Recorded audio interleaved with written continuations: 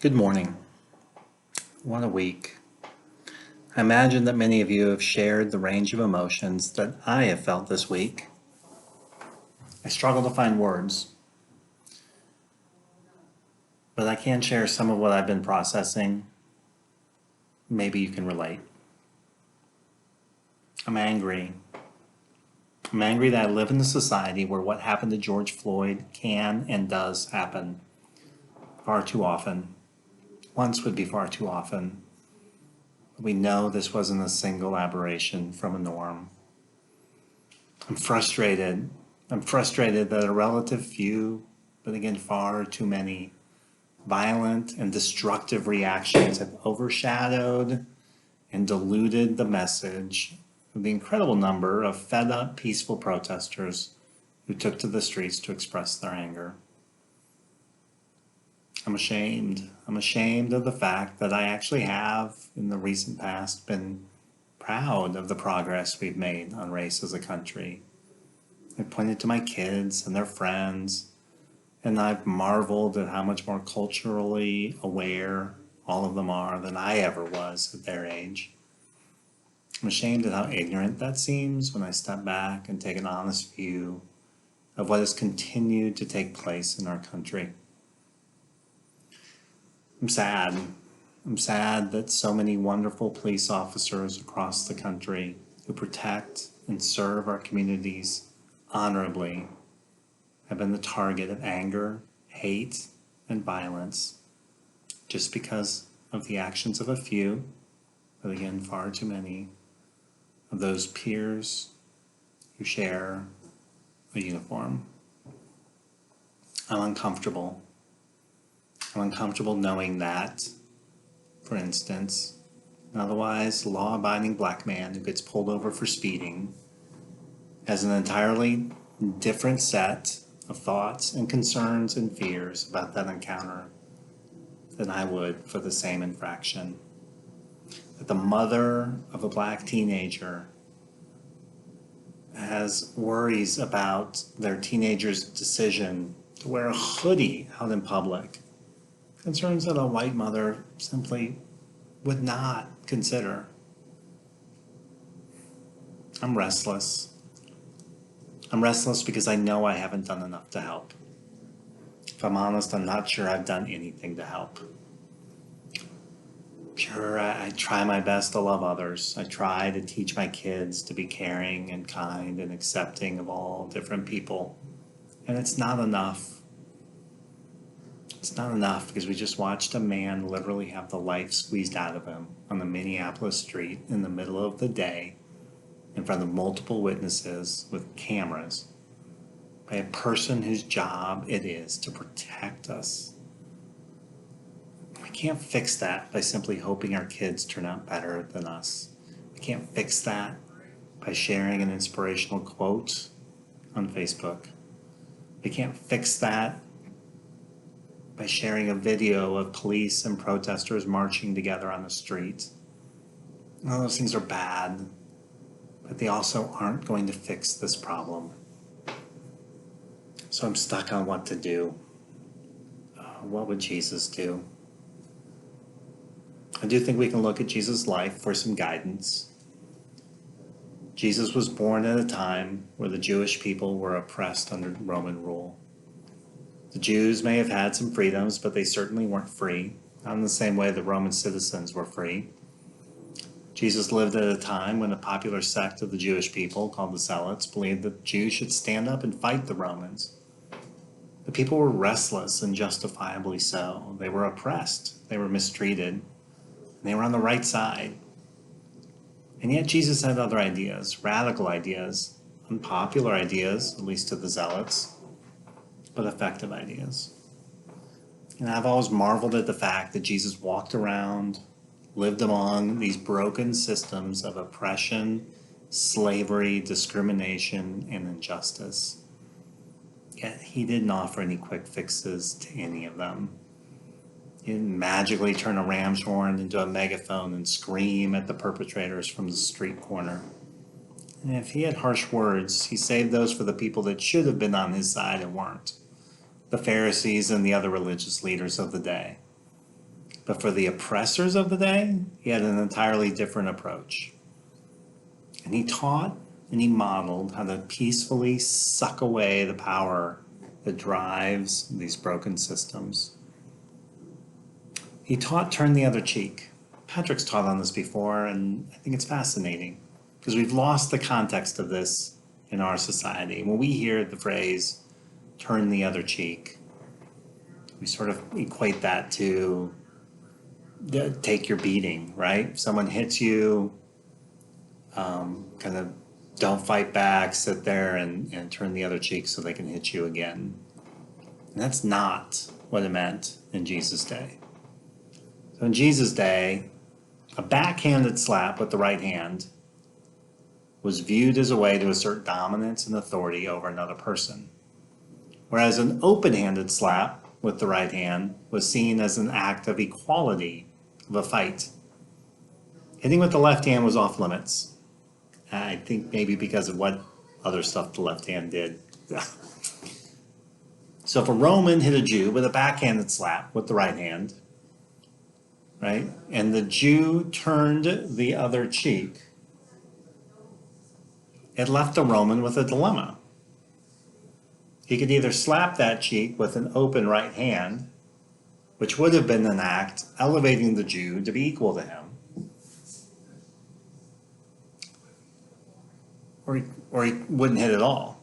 I suppose he could have hit with the left, but that was a social no-no. Would have made him even worse than the Jew. So in the words of the author Walter Wink, this was a non-violent way to subvert the power structures that are in place. It's really brilliant. Jesus gave a similar instruction regarding carrying a cloak, instruction from which we get the phrase, go the extra mile, which again, we've totally lost all the true meaning behind that in our society. So we equate go the extra mile with to give 110%, give it your all. But that's not what it meant at the time. So when Jesus taught on this, Romans could force a Jew to carry the cloak for up to a mile, but only a mile. And again, right, it was a power play as a way to assert themselves in a position of power. But if a Jew were to offer to carry the cloak another mile, it forced, right, that same sort of uncomfortableness back to the Roman. Because to let the Jew, to have the Jew carry the second mile, they're breaking their own rule. Or they have to actually refuse and carry it themselves, right? So again, these are ways that were designed to subvert the power structure, to eat away at the oppression that they were under. And the other thing that Jesus did is he had compassion on those that might have been considered his enemies. So we see that time and time again. You think back to the Roman centurion who had sent for Jesus because his servant was sick. Jesus had compassion on him and healed the servant. You think of the Samaritan woman at the well, and Jesus offering her grace. And you think of the story, right? One of Jesus' more famous parables about the Good Samaritan, a story that certainly would have caught the attention within the Jewish circles, seeing as Samaritans were viewed as religious outcasts, right? Sort of lower class people. And yet Jesus made a point to tell that parable and make the Samaritan the hero. So while Jesus was certainly a pacifist, right, nonviolent, he was by no means passive. So what does that mean for us? Clearly, Jesus was intentional about shining a light and opposing injustice via peaceful action. What are ways that we can do this in today's culture? As we sit back and we just see unfolding this idea of violence begetting violence as it plays out in our cities and towns. So how do we step in and we act in a way that exposes injustice for what it is? How do we be ambassadors of peace, compassionate citizens but also men and women of action? It's a question worth asking. I was struck by an article that I read the other day. The author's named Kalundra Smith. I'm not going to read the entire article, but I would like to read some of it, as I think she has some poignant thoughts to share. The article's entitled, When I Need You to Speak Up, and it's dated May 30th of this year. This is what Kalundra says. The last few weeks have been a tumultuous time in America. In the midst of the COVID-19 pandemic, which is completely unprecedented in our lifetime, we thought racism would take a day off. Unfortunately, it didn't. In addition to exacerbating inequity related to healthcare access, we also learned about too many stand your ground and police killings of unarmed Black people. Exercising their First Amendment rights, many people of all ethnicities took to the streets in protest. Others used their voices to express solidarity on social media. I want to talk about this group of people. I fear that when non-Black and non-brown people in particular hear their non-white friends urging them to use their voice, they think we're referring to a Facebook status or tweet. That is a nice start, and we appreciate the show of solidarity, but that is not enough. Below are instances when people of color need you to speak out against injustice. And this is where Kalundra goes on, and she lists 30 ways in her article. You can look it up. To do this, I'd like to highlight a handful of them. She says, I need you to speak up at the store when you notice security following Black people who are clearly not stealing anything. I need you to speak up when you see a white person cut in front of a person of color in line at the store and pretend not to see them. I need you to speak up when your bestie describes a predominantly Black neighborhood as ghetto. I need you to speak up when you hear anyone use the words Black, brown, underserved, poor, disenfranchised, and inner city interchangeably. All of these words mean different things, and that is why they are different words. I need you to speak up when you notice your friend clutch her purse when a Black or Latino man gets on an elevator. I need you to speak up when there are no non-white girls on the cheerleading squad or dance team. I need you to speak up when you look around your nonprofit boardroom and see nothing but white people. I need you to speak up when your supervisor gives you credit for something that your coworker of color either did or helped you with. I need you to speak up when there's an everyday injustice, because if you speak out then, we don't get to the point where there are people screaming in the streets for the freedom they were born with. And she concludes with, I don't need you to speak up in a crisis. As a Black person in America, I'm groomed to survive crisis. I need you to speak up about the everyday drudgery that makes things more difficult than they have to be. Well said, Kalundra. This crisis is temporary. The rioting will stop, the protests will end, the buildings will be rebuilt and repaired. Justice in some corners of the world may be served, but what will have changed? It'll be really easy for all of us to go back to the status quo. And the challenge for me, and I presume for all of us, is where can we shine a light on injustice, to non-violently oppose the power structures that oppress? Where can we speak up and support our brothers and sisters who are marginalized or victimized by discrimination in both large and small ways? I'd like to close with the reciting of the peace prayer of St. Francis. Lord, make me an instrument of your peace.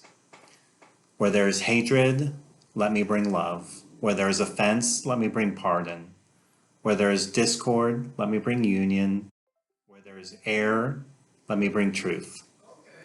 Where there is doubt, let me bring faith. Where there is despair, let me bring hope. Where there is darkness, let me bring your light. Where there is sadness, let me bring joy. O Master, let me not seek as much to be consoled as to console, to be understood as to understand, to be loved as to love. For it is in giving that one receives. It is in self-forgetting that one finds. It is in pardoning that one is pardoned.